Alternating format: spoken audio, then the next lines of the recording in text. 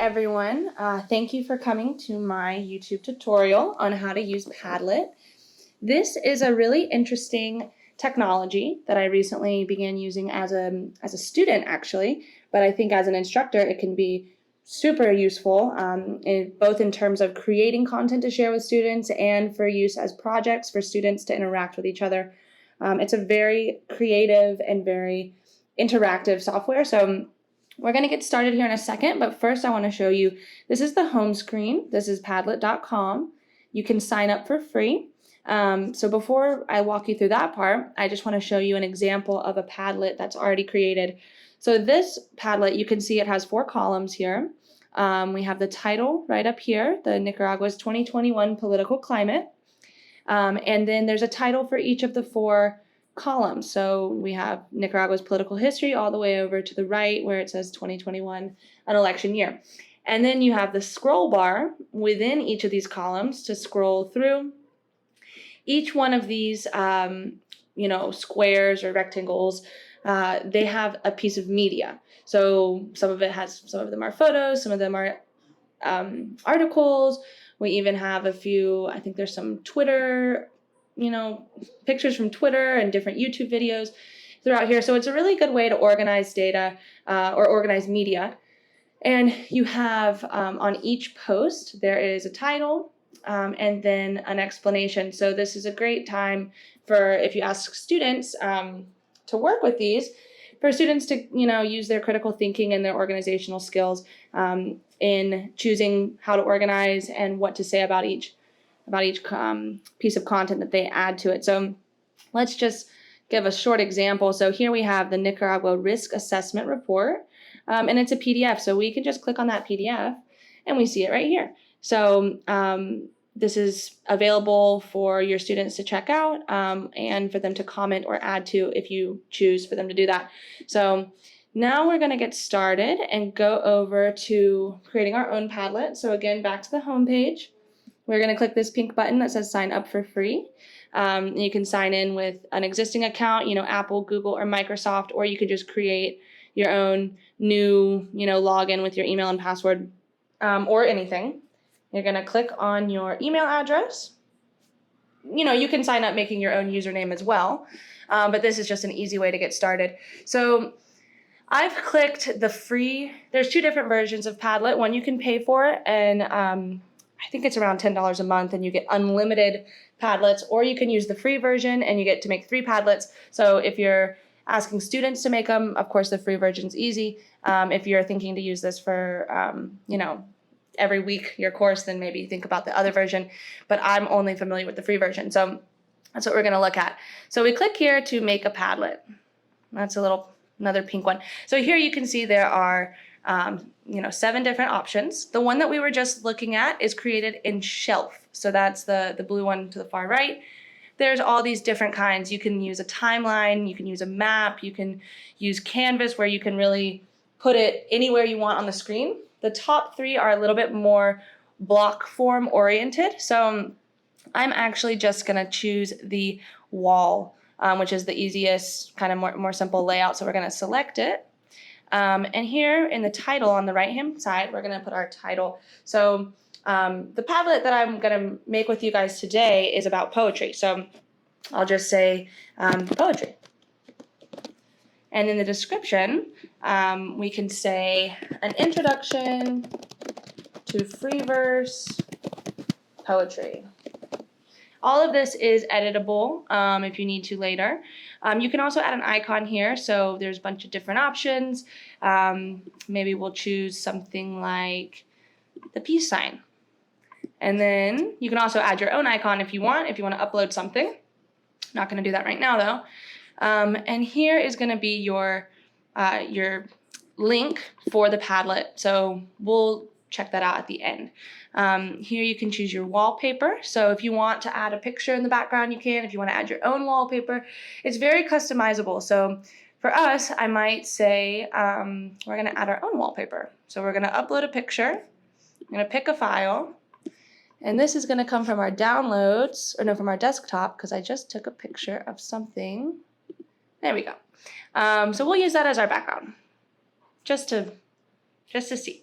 Of course, you can make it a blank background as well, but this is just to show. So there we have our wallpaper. You can choose a color scheme. You can choose the font. I'm just going to leave those regular for now. Right here where it says attribution, this is going to be if you're sharing this with your students and you want them to have, if you want them to comment and post on it, you want to maybe display their name so that you can see which students are actually commenting, what is said by which person. You can choose where you want the new post to come. You can, do you want to allow viewers to comment on posts? Yes, we want to say that, yes, if we're sharing it with students and we're having them like as part of their participation to comment on the content, you want to definitely check that box. I also like to add reactions because then you can see it's another way for your students to interact with the material. So maybe we're going to say they can upvote or downvote, things, or they could like it, but I like the up and down vote. So you get to see which post actually made more of an impact with your students. So dun, dun, dun, dun. And this stuff down here is when you're going to be moderating like the discussions between your students. So there's actually the option to require approval if you want them to, like if your students are going to be commenting or posting on this same Padlet and you want to make sure that they're saying nice things or, saying things that are relevant, then you can make this, required approval. And there's also a profanity filter, which hopefully people aren't using profanity, but that can also be added. Dun, dun, dun. So we will continue. And that's just all the basic things. So now we're going to start posting. So right here, we're going to add, clicking on here, we're going to add a post. So here we have all the different options. First, I think I'm going to add a link. So back in my other tab, I had all the links that I wanted to add. So let's add our first poem. So this is a poem by Langston Hughes, and it's a really beautiful, really pretty famous free verse poem, which is what we're talking about. So I'm going to go ahead and add that one in. You just copy the link, and you're going to pull it over here. And we're going to say that with this arrow going to the side, we say add. So it's really nice because it puts the thumbnail in there already. And then we're going to want to say what this is. We can always add more later, but I'm just going to say simply free verse poem by Langston Hughes. So I'm going to edit that. So, and then we're going to also say free verse so that it's labeled. This is an excellent opportunity for students. If you're asking students to make their own Padlets, and you want them to practice their writing or their summarizing skills, this is an excellent place for them to put it. To my knowledge, there's not a limit of how much you can put in this text box, but it's nice for it to be short and sweet and simple because it's going to be up there like this. So I'm going to put that around here. And so that's our free verse poem by Langston Hughes. We're going to add another thing. So now we're going to maybe add a picture. So, not in from my camera. We're going to upload a picture. So this can come from right here. Again, I have some screenshots.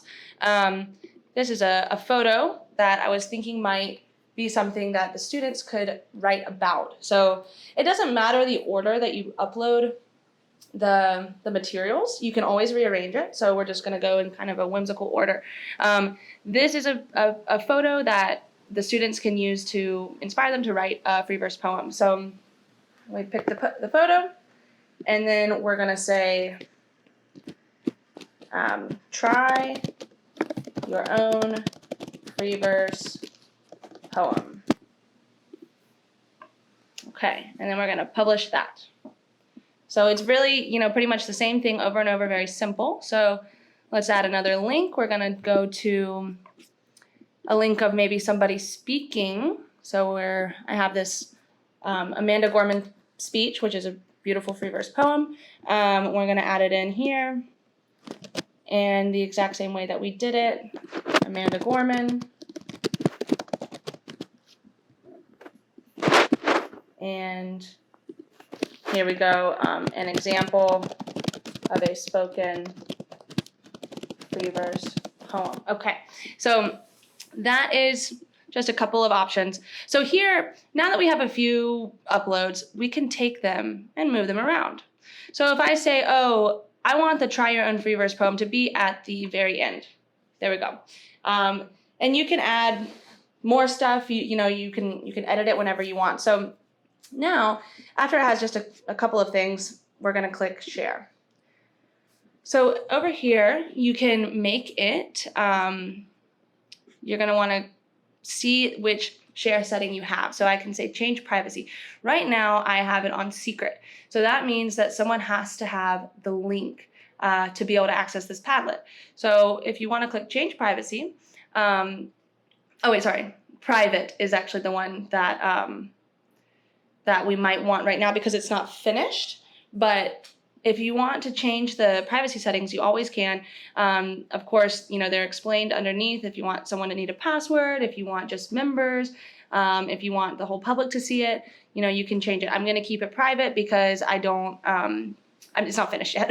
So I'm just going to keep it that way. We go save and then back, and then now it's private. Visitors not in your invited list will be denied access. So actually, I'll change it so that we can share the link. So I'll just say public. And then visitors can either read, write, or edit. So write just means that they can add, posts and comment and all of that. So I'm going to say people can write on it. And then I save that. And now when I share it, it's a little bit more accessible for people.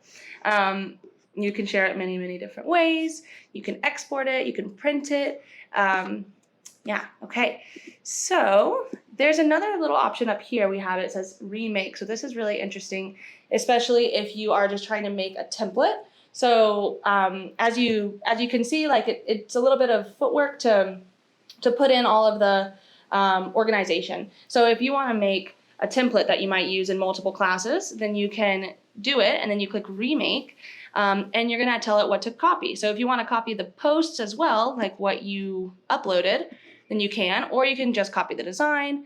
And then these two at the bottom are going to copy like who has access to it.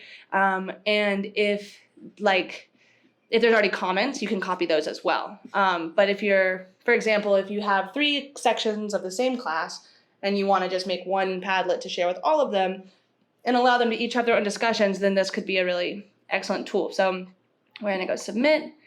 And here we have another Padlet that's the same being made, but you could share them with 2 different classes. And then these are the settings that we originally made. You can always edit it. Say one of your classes you want to require the approval, and maybe another of the versions is going to be to share with other collaborators, like other teachers, and you don't want to require the approval. So you have the ability to modify each thing to be very specific. So, and you can even make a specific domain name if you want to link it to like your personal website or something like that. There we go. So, as we've seen, we have a couple of different ways. I think, well, this is a very basic way, kind of just the putting it up. It's the wall version, putting up the different sections that you want to share. But if we want to go back and start a new Padlet, oops, maybe go to our different one. So we have all these different Padlets. So we have the original poetry one we made, and we might want to change it from its wallpaper appearance to, to a different background. So here we can choose the different backgrounds. We have this one, and you can just edit it even if it's already shared. So that's a very excellent thing that you can do. Some other ways that I was thinking you might be able to use this Padlet is, remember at the beginning we saw the different ways that you can organize it, and we had a timeline, we had a geographic map, we had so many different ways. So I think it would be a great idea to ask students to create a timeline of a particular social movement of their choosing and kind of show the way that it has evolved or changed throughout time. Or if they wanted to use the geographical map, you could show the actual locations that it's changed through time, or the locations that it's impacted. So in this Padlet, you can ask either students to create it and then comment on their own, or not on their own, but comment on their peers, their classmates, other Padlets, or you can make yours as an instructor and ask them to interact with it. So there's really a lot of different ways that you can use it. So thank you so much for listening to the brief introduction of how to use this software. And I hope that you enjoy using it in your classrooms. Thank you.